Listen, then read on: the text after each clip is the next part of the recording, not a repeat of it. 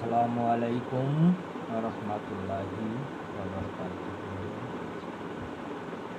মাওলানা রুমি সাহেব ফরমাইয়াছেন, প্রেমিক লোকদের জন্য মিলাদ ও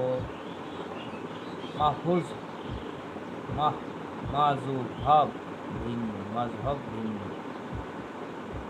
তাহাদের মিল্লাত ও মাযহাব শুধু মাবুদ কেন্দ্রিক, অর্থাৎ তাহাদের চলাচল ভাব সব মাবুদের হাতে ফেলে অন্য মানুষের দিকে চলাচল ও ভাবের সঙ্গে তাদের মিল থাকে না। হাদিস কুরসিতে আল্লাহ পাক ফরমান, প্রেমিকগণ,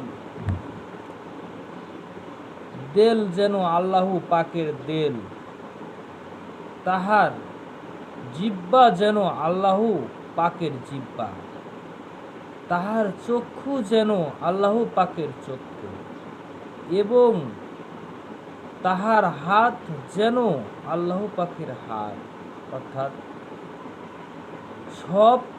তাহার সব কাজ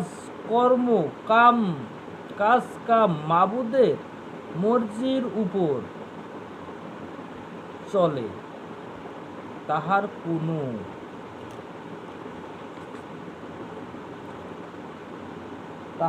কোনই মাওলা পাকের নাফরমানির দিকে চলবে না।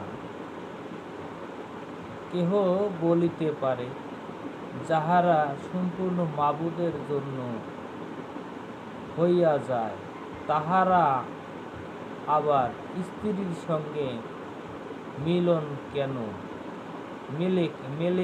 মেলেন কেন, আর ঘর সংসারীও বা করেন কেন? তাহাদের তো হামেশা মাবুদের নূরের মধ্যে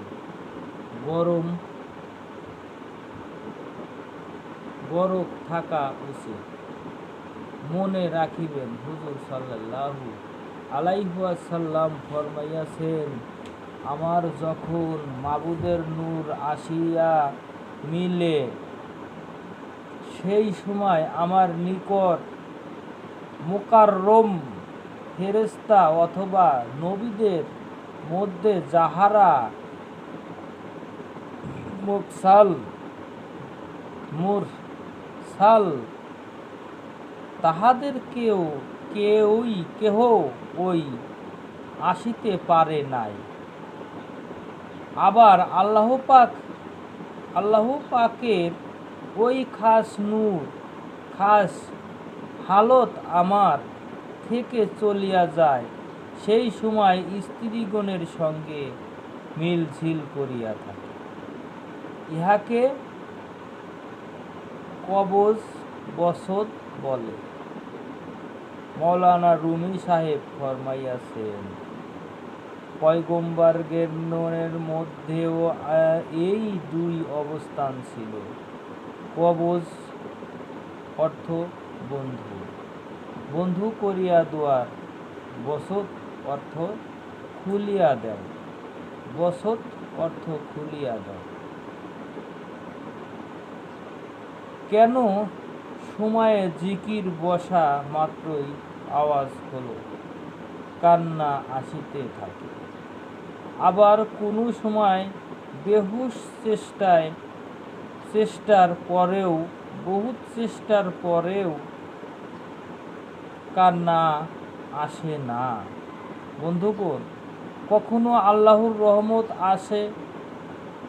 আশা করিতে হইবে, কখনো ভয়ে অস্থির থাকিতে হইবে। জিকির করিবার সময় যদি কোনো দিন খেয়ালকে মৃত্যুগণের দিকে ফিরাইয়া মনকে বুঝান যে আমিও একদিন মুর্দা হইব, তখন আমার উপায় কি?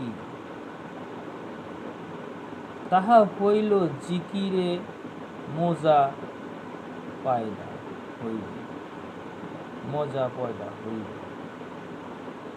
ভয় এবং আশা এই দুই শীষ মানুষের মধ্যে তৈয়ার না হওয়া পর্যন্ত আখিরাতের কিছুই পয়দা হইবে না। এই বিষয়ে এখন বিষয় বয়ান করিলাম না, বরং আমার লিখিত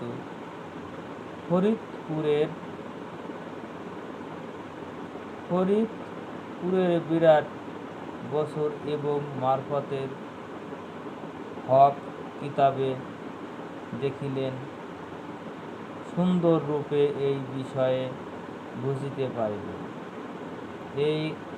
এইখানে কয়েকখানা মোতাব্বর কিতাব নামক ও পৃষ্ঠা নাম্বার লিখিয়া দিলাম। উপযুক্ত আলেম পাইলে এই সকল কিতাবে বর্ণিত পৃষ্ঠা খুলিয়া উহা ভালোরূপে বুঝিয়া লইবেন, দিলে তখন আর কোনো ধোঁকা থাকিবে না।